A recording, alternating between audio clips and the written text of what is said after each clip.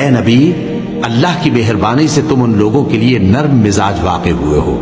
اور اگر تم بدخو اور سخت دل ہوتے تو یہ تمہارے پاس سے بھاگ کھڑے ہوتے، سو ان کو معاف کر دو اور ان کے لیے اللہ سے مغفرت مانگو، اور اپنے کاموں میں ان سے مشورت لیا کرو،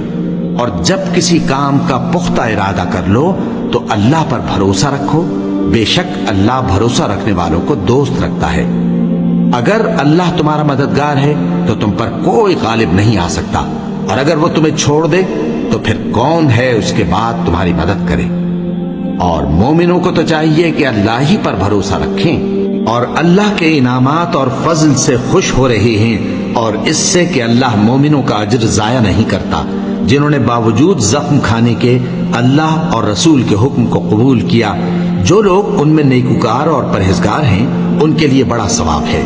جب ان سے لوگوں نے آ کر بیان کیا کہ کفار نے تمہارے مقابلے کے لیے لشکر کثیر جمع کیا ہے تو ان سے ڈرو، تو ان کا ایمان اور زیادہ ہو گیا، اور کہنے لگے